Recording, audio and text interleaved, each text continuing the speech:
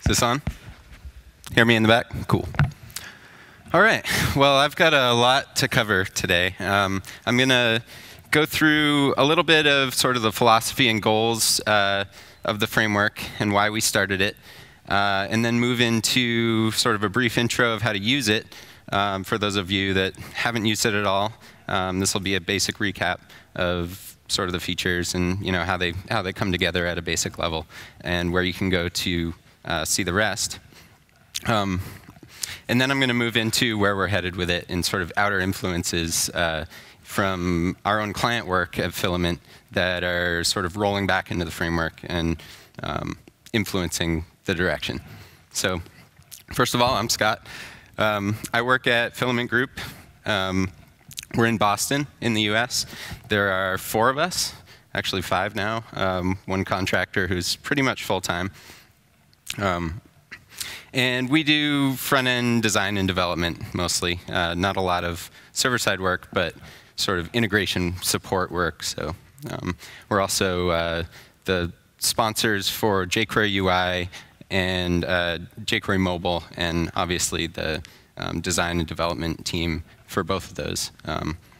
So I'm the dev lead on jQuery Mobile most recently. So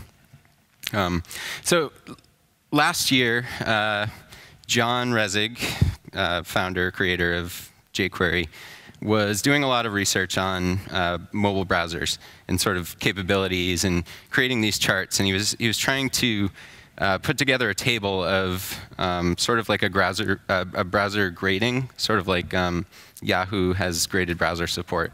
He wanted sort of an equivalent for mobile browsers. And he collected all this data, and then he came to us at Filament, and he said, I really want to do mobile. I want to address it at the framework level and provide tools like jQuery itself provides to developers so that you can more easily develop cross-browser in mobile. So when we set out to address this challenge, it was immediately clear that it's a lot different than the desktop. Just to sort of go through a lot of these stats that I think have been on every set of slides so far. Amazing numbers for mobile devices across the world. In the US only, Stephanie mentioned this yesterday, 25% of people are just mobile only, not even desktop internet. In China, we're seeing 50% for that same stat. So this is the quote from Eric Schmidt, Google, 35 billion. I mean, the numbers kind of don't even matter anymore. It's just so huge, right? And when you're talking worldwide, looking at the stats, a lot of us in here might have Android, iPhone, as developers and designers. But worldwide, it's a lot more diverse, right? If you look up the stats from, I think this is March, or no, sorry, April. Different link at the bottom. April this year, Opera leading worldwide. iPhone behind that, Nokia, and they have the top 9. You have UC Web in China, a bunch of other browsers. So what we're seeing at a framework level, because there are several JavaScript frameworks who are trying to address this problem of utilities for mobile, is that there's sort of this tunnel vision going on where WebKit is big enough that they think, oh, we'll develop tool sets that are very WebKit focused. And because of that, they can be a lot smaller in file size, right? The problem is that there are sort of more browsers to worry about. And at Filament, we've been kind of discussing this point as sort of history coming back with the IE6 days, and why that IE6 browser is still around at some corporations is because we focus so tightly on specific features in that browser. So at jQuery, we're very design focused, especially on the UI and the mobile frameworks. But we're also, we care very deeply about access and accessibility. So trying to strike a balance between very rich interface design that still works everywhere in some degree. This is a great quote. I mean, this discussion has been going on. This is from 1996, so it's been going on forever. The idea of locking out specific browsers just for the ability to optimize towards the more popular ones, and where that gets us into trouble down the road. So this is all what jQuery as a project believes in, is normalizing across all the browsers, making tools that work out of the box. So building on that, I'll go through sort of the goals and philosophy of the framework. So embracing the web, I think jQuery mobile in particular is very web-focused. Everything is based on links. It's not JavaScript dependent, even though it's a JavaScript framework, which is kind of interesting.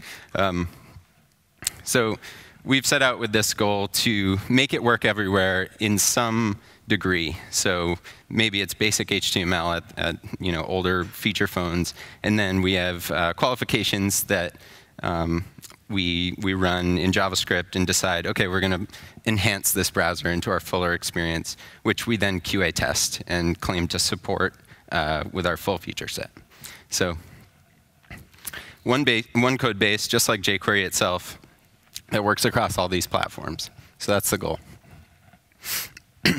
So obviously, it's built on standards. I say HTML5. We do use some of HTML5, the doc type, obviously. Some of the form inputs we use as flags for enhancing into our custom controls, so things like sliders, stuff like that. I'll get into that in a minute. So HTML5 at its core. And of course, it's on jQuery mobile, jQuery core itself. So this was sort of a confusion point when jQuery mobile first came out. People thought we would be creating a separate JavaScript framework entirely that did not depend on jQuery itself. And obviously, there would be advantages to that, because it would be lighter in weight. But at the same time, developers told us that they want the full API. They want to be able to develop with jQuery in a cross-browser setting, and they want that to work on mobile too. Potentially, one framework that works for everything. So jQuery mobile sits on top of jQuery core. You can access the files on our CDN every time we have a release. This is the file sizes for the latest builds. So you're in the 40K range, high 40s, when you put the two frameworks together after minifying and gzipping. And it's built on progressive enhancement at its core. So something like these slider and checkboxes get enhanced into this experience on the right. But on a feature phone, like BlackBerry 4.6-ish range, or even older, you have a functional experience. An input type of range degrades to something more like on the left, which is a text input. We actually preserve both so that you can use one or the other. You could always hide the input in the end. But the great thing about this is, under the covers, we're just styling what's there on the left. So when you submit that form, you don't have to do anything special. You don't have to serialize the data. You just submit. I mean, you can serialize it, but all the form controls are there. So we find that this keeps the JavaScript a little lighter in weight, because we're not having to duplicate all this stuff that the DOM does pretty well on its own, as far as storing form values, things like that.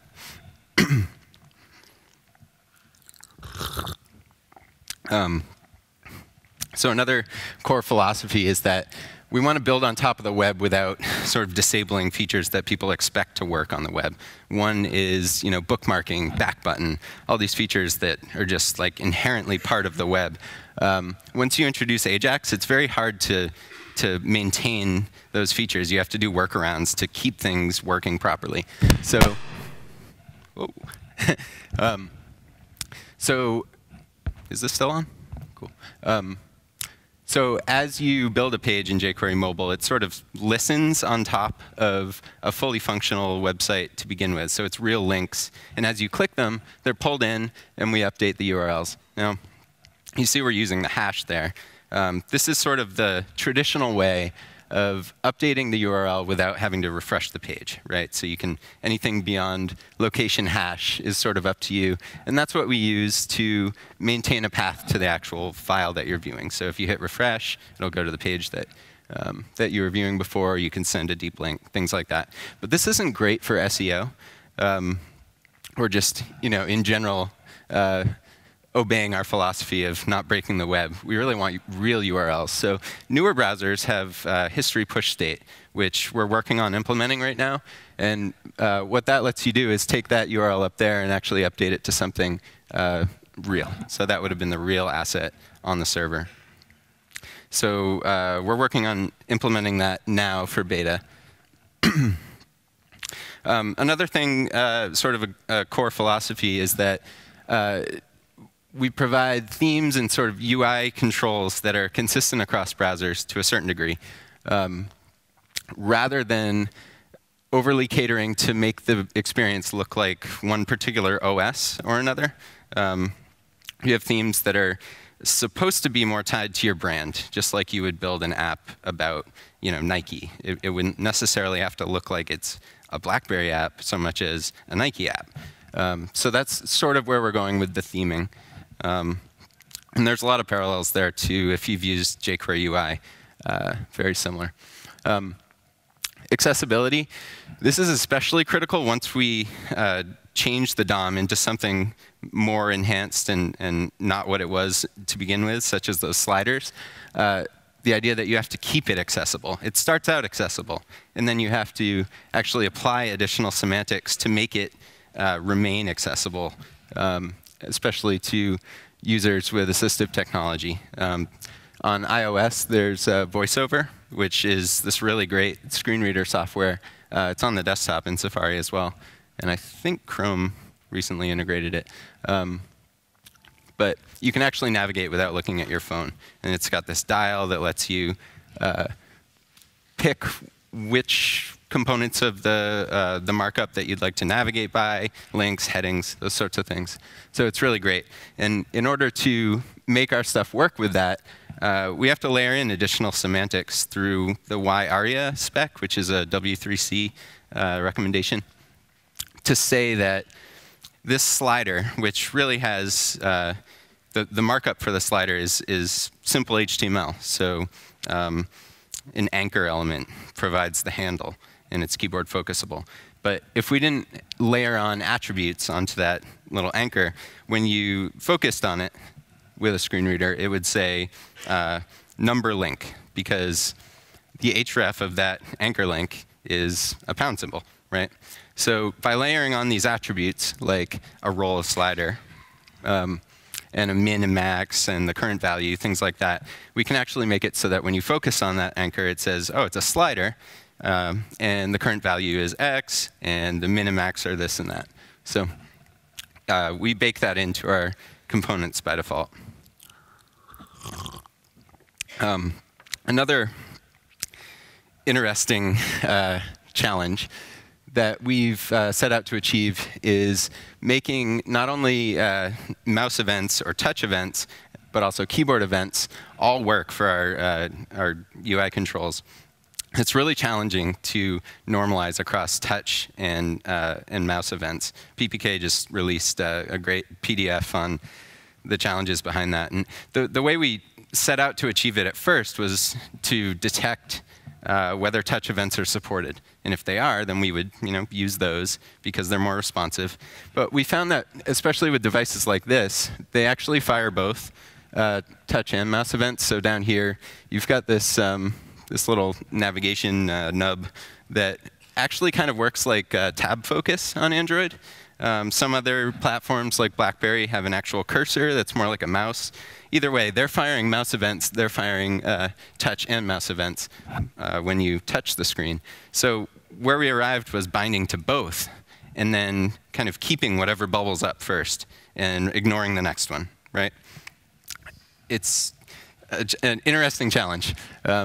So in our, I think it was one release back, we're still in Alpha 4, we released virtual mouse events. So you can bind to V in front of your normal mouse events that you would bind to in jQuery. So V mouse up, V mouse down, V click.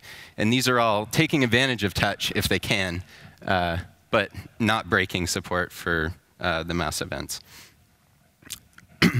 And one other thing I should point out about the touch events is that if you don't use them, there's a delay, because on iPhone, if you just bind to click, it has to wait to make sure that you're not doing a double tap. So there's this little delay, like 300 milliseconds, but it's noticeable. So if you bind to touch end instead, then you can avoid that delay. So that's what we're doing with vClick instead of click. We often get asked about native apps and how that ties into jQuery mobile. PhoneGap is really what we usually recommend. This is the Pick Please app, which it's in both Android Marketplace and in the App Store. It's really nice. And what they did is the top and bottom toolbars are native, and then the middle is a web view. So in the center, you've got tiles of photos, but if you click them, you get different pages. Some of our widgets are involved. So the middle region is jQuery mobile. The rest is native. And they found that, for one thing, it made development really easy across those two platforms. But they could also expand it to others, or even to the web eventually, as those toolbar technologies get better, things like that. So based on those philosophies, this is sort of where we've made it so far. We just released Alpha 4.1. Beta is in the works. The major challenge for beta is that we're refactoring navigation. So I'll get into the actual navigation model and what that does in jQuery mobile, but it's pretty much at the core of every interaction. You click something, it goes through navigation. It's a router, it's everything. So we're refactoring that to be a lot more extensible and usable. We just got everything working on Windows Phone 7, which also brings support for IE7 and IE8 on the desktop. I'll get into why that's important in a little while, but Windows Phone 7 works now. And these are the other browsers that we're considering A-grade support right now. So your WebKits, Playbook just came out. It looks beautiful. Even these installed browsers that go across platforms, Opera Mini, Opera Mobile. We do a lot of testing on these. Fennec, which is the mobile version of Firefox. And that Nokia Memo. It also works across the desktop. So IE6 is out. They get a basic experience. 7, 8, 9, and all the usual suspects. It works there as well. Also works on feature phones. So in sort of older smartphones, because we deliver the HTML to all experiences and then conditionally enhance from there. So these devices get a sort of you can apply a little style, but it's usable. And since everything's based on functional forms and things like that, it works across all these devices.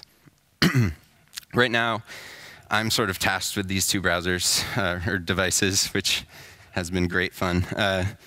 BlackBerry 5 is actually rendering pretty close to perfect now. It's just very slow parsing JavaScript.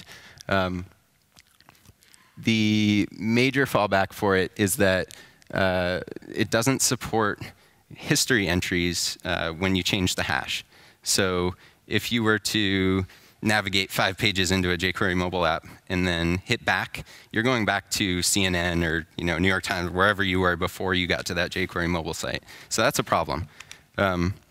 So what we're looking to do is figure out a way to feature test whether hash changes create history entries, and then simply disable AJAX on a device like that. So it'll be a full page refresh, but you still get a rich experience, enhanced components. Symbian actually has the same problem. Doesn't create history entries. So hopefully a feature test will, get the two of those. Just go over some early adopters. Dreamweaver just came out, CS 5.5, and jQuery Mobile is rolled throughout it. Also PhoneGap. It's pretty cool. You can drag and drop jQuery Mobile components right into the WYSIWYG editor and build to PhoneGap. And in theory, you've got apps that are functioning. And it's pretty cool. So Adobe is actually doing a lot of work with us. They provide a full-time developer, Ken Blass, who's probably he's one of our top 3 committers, and he's great. So Adobe's been a huge help on this whole project. Barack Obama's new campaign site just went up on jQuery Mobile.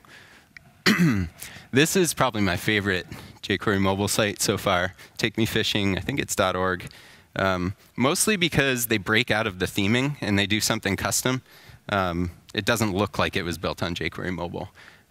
Stephanie mentioned a quote, I'm not sure who it was by, but the best technology sort of disappears, right, when you're using it. And I think that's something that we really need to embrace as frameworks is it shouldn't look like it's running on jQuery Mobile. And that's very hard because a core audience of jQuery really likes the theming. So we have to make that configurable to an extent that it looks very custom. The Moulin Rouge just launched this site on jQuery Mobile. It doesn't use a lot of it, but it's running on it. This is a cool app, Untapped. It's where you can rate beers and sort of a social network for beer geeks like me. Disney has done some apps based on it. Audi just launched this app that was pretty cool. Again, breaking out of the theming. It looks very custom. Pretty cool stuff. This is one we built, actually, at Filament Group. It's for oncologists. It actually has patient histories, and you can navigate through cancer treatments. And it's a very rich experience to, a patient comes in, and you can immediately pull up their history and see what course of action needs to be taken next, get recommendations, things like that. And this is another example where all these components are jQuery Mobile, but we're using CSS, we're using layouts. We're building a desktop site from it. We're not just making everything full width like our documentation, if you've seen it. So again, breaking out of the theming. It's really nice. So I'm going to go over very briefly how you use the framework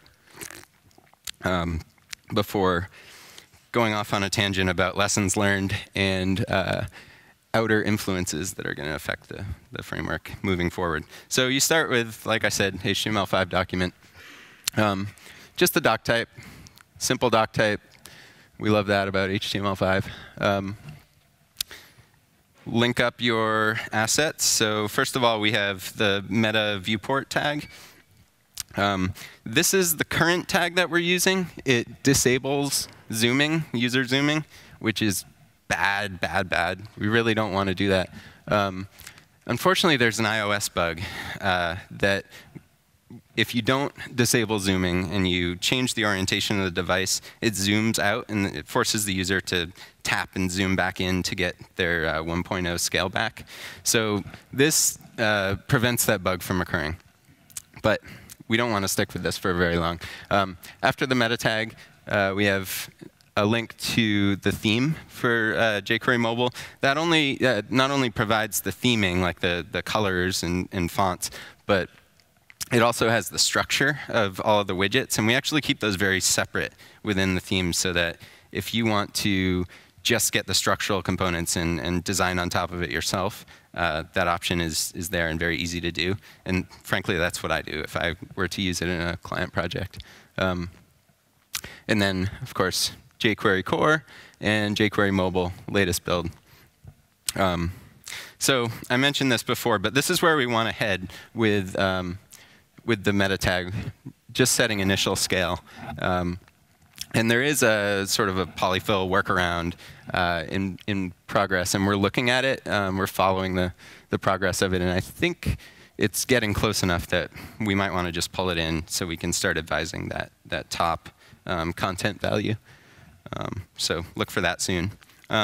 All those links that I had in the head could also direct straight to our CDN. So this is jQuery's own CDN. There's also one on Google. There's a Microsoft one as well.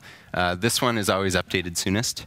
So Alpha 4.1 is already up on our CDN, whereas I think Google's will come once we hit a more stable build, beta maybe 1.0. So you start within the body with these divs with a data role of page. So whereas in a regular old website, you would consider the body to be the entire page. In jQuery Mobile, we have potentially many pages within the DOM at a time. So they're in these div with a data role of page containers. So you start with that. And then you can put child elements inside that page div. So header, content, footer. These are all optional, but this is how you assign those roles. They sort of roughly equate to Y ARIA roles, if you're familiar with the ARIA spec, role of header, or role of banner, rather. But we've used our own data attributes just to be very specific, that this is telling our framework that you really want it to be enhanced into a jQuery mobile component. It's not just any old header. So applying those roles. And then we will actually tack on ARIA roles where they're relevant once we enhance those. So a role of banner goes onto the header, things like that. A role of main on the content. So then you can just start placing content within those roles. Any H-level element becomes the sort of the title across the top of the page. And then content is where the content lives. And just from that markup, you get something like this. So I'm going to briefly walk through taking that and then making a list view component, which is sort of like the bread and butter of our UI controls list navigation. So start with an unordered list. And just from this markup alone, you would get something like that, right? So then we apply a widget role, data role of list view. And then it enhances into something like that. Once you link up those words within the LIs, you get more of a navigation-based list view. So the arrows show that you can actually click through to something. And then as you add content, you get anything in this range. So this is simply just more elements, paragraphs, lists, anything that you add to children of those LIs. Start building out these patterns that you can get more rich content formatting from. And of course, there's theming. There are divider bars, things like that, thumbnails. So I'll go over the navigation model. So in jQuery Mobile, you have several pages that are all linked together, just like a normal, any old simple website. And as you click those, jQuery Mobile hears that click, and it goes out and requests that page via AJAX, creates a new page div, and injects it into the DOM, and then does a transition between the two. Okay? And then after that, the URL is updated. So that's a little different than, say, the normal page where it would go out to it in potentially 404 or something like that. We actually have our own error conditions so that if it came back with some sort of problem on the server side, you would get an alert that's customizable, but it would stay in the same place and the URL wouldn't change. So you can disable that, but we thought it was a nice little enhancement. Multi-page documents. This is sort of mimicking what happens anyway after AJAX runs its course. So you can put many pages in your page at a time and link them together just like you would linking to sections of an old HTML document. So hash links that go to home, product, services. I've seen some parallels between this, and people are mentioning it kind of looks like WAP cards, like the old way of mobile development. I think I wouldn't recommend this approach as much as just using separate pages, but I have seen some good use cases where if you're very sure that a particular page is going to be visited, you might preload it this way. Obviously, it degrades to just a link that would jump down the page. So it's not necessarily evil, but I wouldn't consider it to be approach A with the framework. So links to those pages, and then you have sort of a one-page app. So you have these options. There's also an API for changing pages programmatically in jQuery Mobile. The $.mobile object exposes a bunch of new methods. Not all of them are documented yet, but the ones that are stable and not going to change. So change page is one of them, where you just pass a URL, and that's just like you had clicked a link. It'll just pull that page in through Ajax, automatically transition to it. Now to get back, we're just using browser history. So hit the back button, change the URL, anything you want. It'll just go back to that page you came from. Transitions allow you to, it defaults to slide, but you can do a number of transitions between these page divs. Some of them are useful for certain situations, like maybe an overlay dialog or something would use the pop transition. We don't tend to use many in-house aside from possibly slide or the crossfade, which is kind of nice for like a slideshow gallery or something like that on the desktop. Transitions can also be specified programmatically. So second argument of change page is, I've got flip here. That could be slide. That could be none. It would just go straight to the page. Dialogues are pages as well. So instead of in jQuery UI, you would programmatically call a dialog and pass the markup that you want to appear, and it's very JS driven. In jQuery Mobile, you're actually linking to another document and saying, pull this in, but style it as a dialog. So this is how we make even dialog interactions fall back to a nice paged experience on basic devices. And you do that through this data rel attribute, sort of extending the native rel attribute, which doesn't take custom values. So this is telling the framework that we want this link to open as a dialog. Interesting thing about dialogues in jQuery Mobile is that while they work with history, as far as you can hit the back button to dismiss them, they're not deep linkable. So if you hit refresh, you're going to be on the page that you were on before you open that dialog. And this is by design. A lot of our users said they wanted dialogues to be like for confirms and things that are a part of a stepped process and not necessarily deep linkable. And we have buttons, which you can apply theming. This one's pretty straightforward. Form buttons, links, anything can get this sort of button style to it. Toolbars, which you can place in the header and footer, or really anywhere in the page. And they're just lists of links, buttons, whatever you want them to be. You can apply custom icons fairly easily to get like a native look if that's your goal.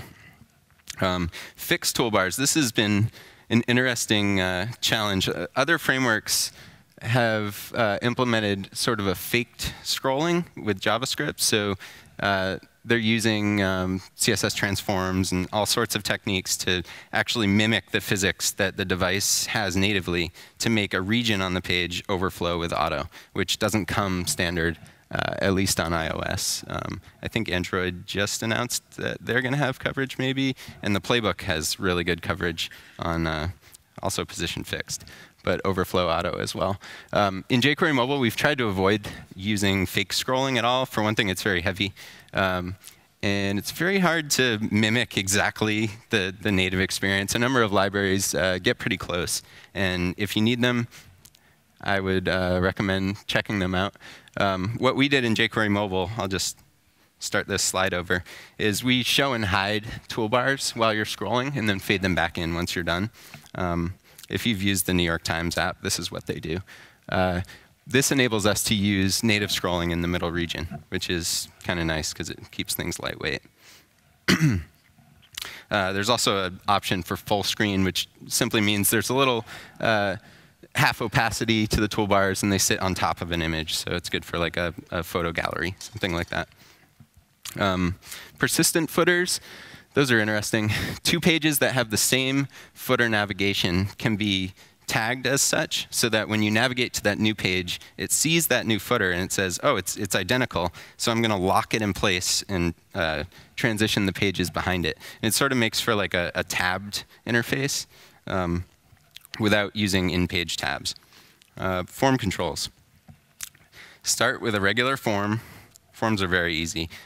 We do sort of enforce this label and input pairing that it's sort of actually a requirement for our plugins to work properly. But it's also good for accessibility to tie these things together.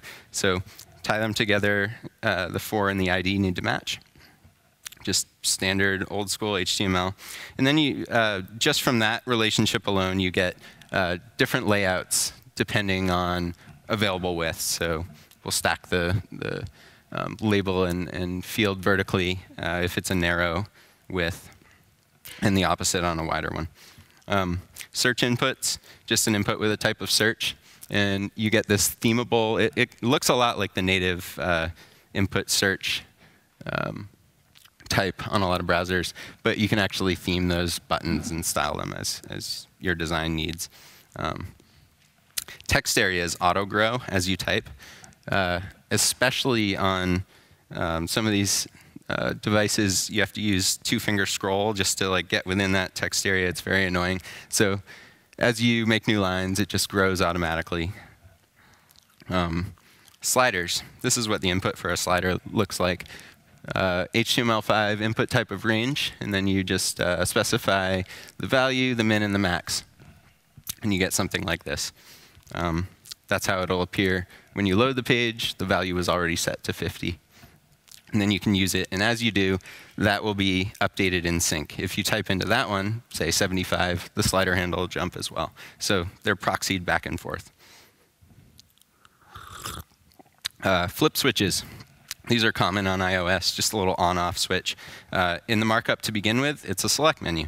Two options, on and off. And you end up with something like this. So it's a little more touch-friendly and a little quicker to use than a select menu, which requires 2 clicks to open the menu and make a selection. Radio buttons. I've got the data role of control group highlighted. This tells the field set to sort of act as a grouping component so that you get this sort of interface where they're rounded around the outsides and all the inputs are stacked together. And you can do that horizontally as well. And that works just the same for checkboxes and radios. So much more touch-friendly than some of the platform's native checkboxes, which are a little hard to use. Not always clickable on the labels either. And then select menus, which nothing new here, just a standard select. We upgrade the button. This was a recent change, actually. When you click the button, it goes to the native select menu. So that varies across the platform. What we found was, in our original implementation, we defaulted to the custom menus. And for anything longer than 2 or 3 options like this, it was very slow. So a 50-state drop down or anything like that was really bad, especially on some of the older devices. So we default to the regular menu type now. If the menu is taller than the screen, we actually make it a new page internally. So it goes to that, and you can use native scrolling to scroll through the options. You select one, it goes back. And this actually uses the navigation model. It's a dialog internally. But what's nice is we didn't have to fake scrolling here either. So there's no overflow region. We're just using the whole screen. And just like the other change page option, there's all of this can be done programmatically. All of these widgets have a refresh method, so you could change the markup of the native select and then trigger a refresh on it by calling select menu refresh, and the richer component will get updated with whatever you changed. Submitting forms work just like navigating between pages. jQuery Mobile listens on top, and if a submit event bubbles up, then it handles it through Ajax if you've specified that you want that. And you get page transitions, handles get and post separately. So the URL might update with a query string if it was a get, things like that. Just really matching how the browser behaves naturally. And then change page also lets you submit form data programmatically. So by overloading that first argument with an object literal, you can say, here's my URL, here's the type, post or get, and here's the data that would have been coming from the form controls. And then theming is sort of interesting in jQuery Mobile because you can apply a theme to a container and it'll inherit through. So you don't have to write as much CSS to make that work. You see I'm switching the theme here.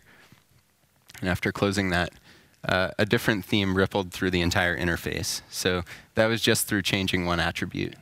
So theming's much more extensive and richer than you get in jQuery UI. And we're looking to move this theming model over to jQuery UI. So this section, I wanted to talk about some of the things that have that we've learned since we started this framework, because the ground is sort of moving under our feet as we figure out these controls, and a lot of the notions that we felt pretty strongly about originally have sort of changed and our opinions are shifting. One of these is native influences. PPK had a post, I think it was last week, basically calling us out on matching native OS styling, like it looks too much like iPhone or something like that, and how we see a lot of that in the frameworks right now. And it's a great point. If you look at this comparison, I've got iOS on the left, and this is our list view. And I think that's the sort of thing he's talking about. Like, it's sort of this. You hear it referred to as the uncanny valley, which, while I think that's true, and basically the point is that something that looks very close to the real thing, but it's just slightly off, is actually off-putting. I think that the bigger problem I have with it is it's just not. It doesn't feel like the web. It's different. It's trying to mimic native when really the web has its own values that we don't need to mimic native so much. So we're starting to move away from that. One feature that I think we're backing up on is the back buttons. So these are actually automatically added to the page. They're not in the markup to begin with, but we added them because it was very inconvenient on a lot of devices to use their back buttons. Sometimes you'd have to open up a menu, and it was a couple clicks just to go back. Forward is often 3 clicks. And while that problem is still there, it feels, for one thing, very silly on the desktop, because it's often like right next to the real back button. And all this does when you click it is history back. So we're just mimicking the browser's behavior. So some points that we've been realizing about that is, on the desktop they just feel silly. Sometimes they're easier to use than native, especially on certain platforms. In Chromeless apps, like if you were to save your website to the home screen on an iOS device and you disabled the Chrome, then you actually need this feature. So we're not getting rid of it, but we're probably going to disable it by default. And the last point is that when people see this feature, they often assume that we meant it to take the place of their navigation. It's not dependable in that way. In fact, if you were to go to a page that has a back button on it and hit refresh, the back button will be gone. We don't add the back button if we're not sure that the page you're going back to is on the same site. So it's like a protection because it's very leading. When you see that, you think, oh, it's going back to the home page or something like that. So we really encourage that you build websites like you would always build them on the mobile web, and you have persistent navigation across the top, logo that goes home if that's how your site is structured. All those things are still relevant. Another lesson we've learned is that in applying these virtualized events, we were trying to get a faster click. But what we found is it's very hard to prevent defaults or enable defaults when you're using those virtual events. So we kind of use them for things that don't need to bubble up to a real click, like actually changing the page, because you just can't use them in that situation. But we do use them for our own components that don't change pages. So moving a slider is going to use touch events. Changing checkboxes and radios will all use touch events. But if you actually click a link in a list view, it's going to use the real click event, because we want the default to go up and potentially go to a new page if Ajax is disabled. So in doing this, we realized that if you highlight highlight the button that you clicked immediately on touch events, even if it's going to result in a delayed click event with a natural refresh, it feels more responsive than if we didn't do that. So just adding that little step in our recent release made everything feel faster, even though it's not at all faster. So that was kind of a nice lesson learned. We also found that testing is so critical, which is really frustrating on these devices because it's so hard to maintain a big testing library like we have for jQuery mobile at a small company or something like that. But things that you expect to work just on some platforms don't work as expected. Asking WebOS 1 and I think 2 what the scroll top is when you're scrolled down the page, it's always going to say 0. And I think this is true on another browser as well, although I can't remember which one.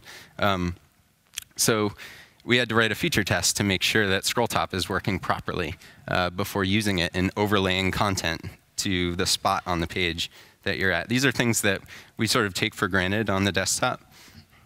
And we never would have come across that if we didn't have this vast array of devices to test on. So it's very challenging. I already went over this one, but we've kind of taken a firm stance on avoiding fake scrolling. One of the points that I think is pretty encouraging is this is the playbook. And I made this little demo last week, just a couple overflow auto regions. And they work beautifully. One finger scroll, all the momentum's there. So I think hopefully the end of the year, this will be less of an issue, and we'll see these components getting pulled out of the frameworks because they're quite heavy. So a major concern that we always hear from our users is we're sitting on top of jQuery itself, which is heavy to begin with, right? 30K is a lot to download. And then we're writing on top of that another framework. And so this sort of crowd of developers has started this, this mission to create all these micro frameworks that do very specific tasks, and they're very small because of that. Zepto, MicroJS is actually it's a collection of frameworks if you go to their site. Looks like I'm running out of time, so I'm going to go quickly through that. So the point I wanted to make about this one is that I would rather see features cut than browsers. So that's what we're trying to look at in jQuery. This is the list that John started out with when he set out to write jQuery itself. This is like the essentials of a JavaScript framework. And if we look at a breakdown of the percentages of file size between all these components in jQuery core, we could kind of see, like, yeah, some of them are heavy. They're also essential. But it's more features that are weight rather than normalizing across browsers. So there may be room to cut there. Animation, we don't use at all in jQuery mobile. So Sizzle was a great start with that. The project open sourced that as a separate project for other frameworks to adopt. I'd like to see more of that. Closure Compiler also has the ability to look through your finished application code and say, oh, this function was never called, so we're going to pull it right out. So that's a potential as well. So where we're headed. We want to sort of figure out what the ideal list that for a mobile framework looks like, sort of like John came up with his list to begin with for jQuery itself. And in talking about that, we think, well, you know, what is mobile anyway, right? Is it screen size? Is it connection speed? All these points have been brought up quite a lot this week. And it's a really fuzzy distinction. This is usually the way we see it decided, right? Just mobile site, you can click for the full site. And usually, that means a very different amount of content, like this quote that I think maybe 2 speakers have already shared. This is Matt. He works next to my desk. So we see this idea that like just because we're in this mobile context, we should serve less stuff, right? But we found in our own client projects that a full site doesn't have to mean a full layout, right? And we've seen in previous talks that that you can take the same content across different experiences and change the layout to make it work, right? So we think that responsive design is a promising way for the framework to move in the future. This is Ethan's article mentioned numerous times today. So Ethan defines responsive as fluid grids, flexible images, CSS media queries. This was his example page. I'm going kind of quickly to get to the good stuff here. So, and there's often this debate over, well, that's all well and good, but it doesn't apply to richer sites. So I think, like everything in web development, it always depends, right? This question has come up so many times so far. So I wanted to introduce this project that is very much underway right now that we're doing for the Boston Globe at Filament Group. So this is the new design. This is that design across an array of devices. This is a little video to show you. So we start with the mobile version of it. And you can see there are rich components throughout. There's little like gallery slideshows. Those actually work with touch events, so you can swipe. It's like a little lag, rich interactions where available. And as it scales up, we're collapsing navigation.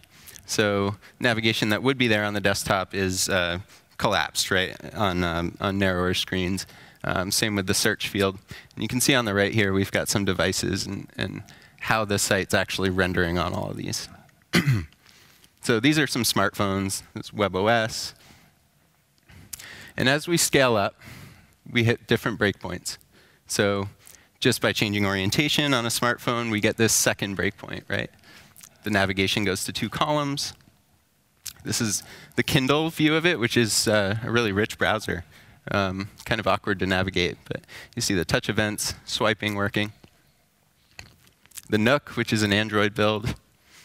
And then we have the horizontal view. So this is another breakpoint where the search went up next to it. It's no longer collapsing. We've got spin downs on the left. These slideshows go to 4 across instead of 2 across. And then we go a little wider, and we get our desktop layout. And this is where all the usual suspects come in, right?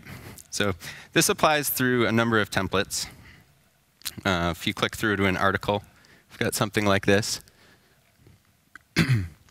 Now, that was a large image, so I'll show you how we handle that.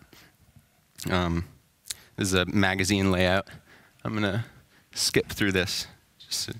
So it's responsive in the layout, right? But is it responsible to do this sort of thing? So we've addressed this problem at a very deep level.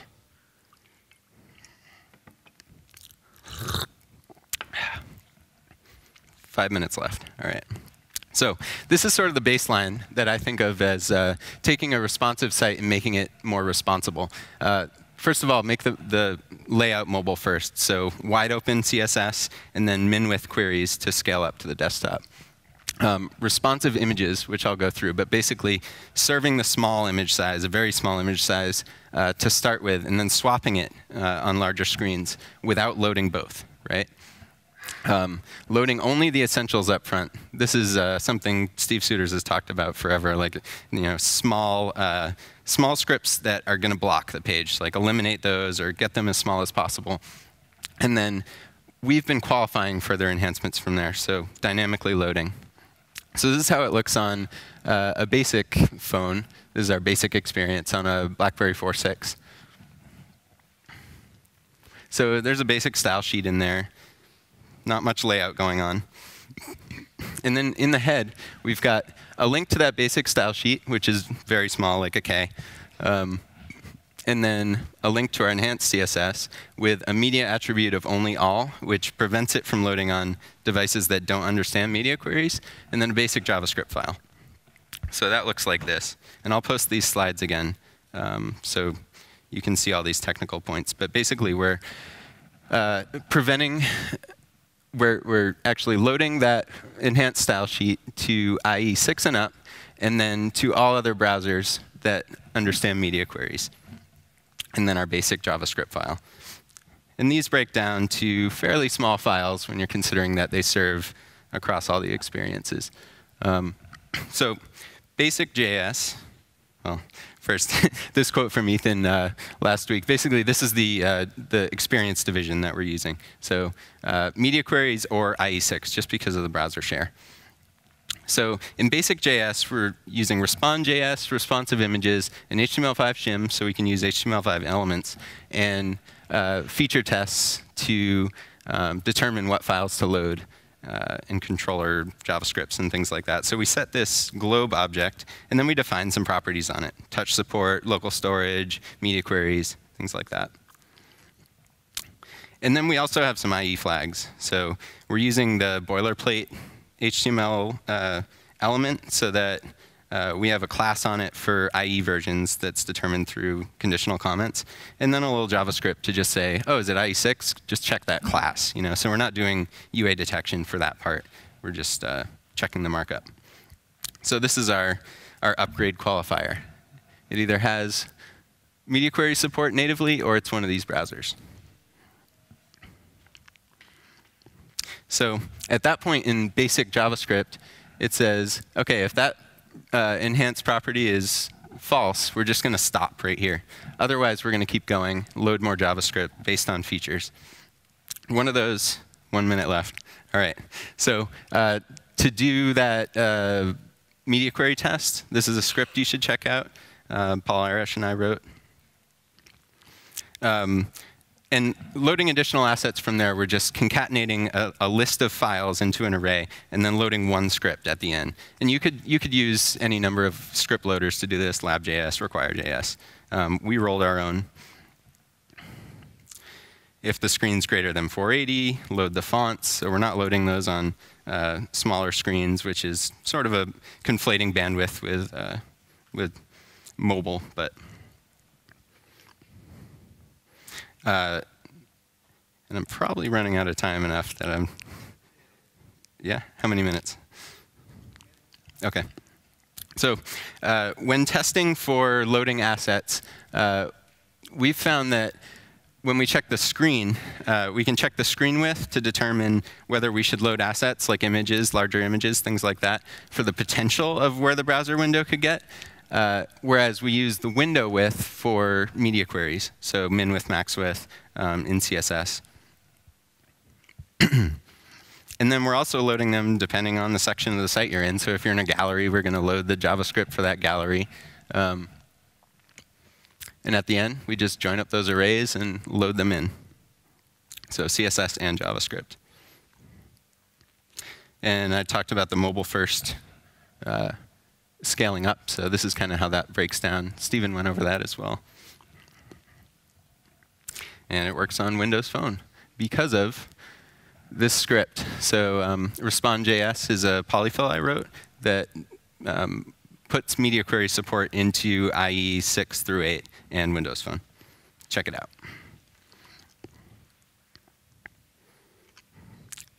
And I think I'm probably going to end here. Responsive images is another script we're using to start with that image and go to this. This is how you use it at a technical level. Refer to the larger size that way. And it'll determine whether it needs to load that one and block the first one from loading and get the second one without loading both. So I'm just going to skip. And maybe take some questions.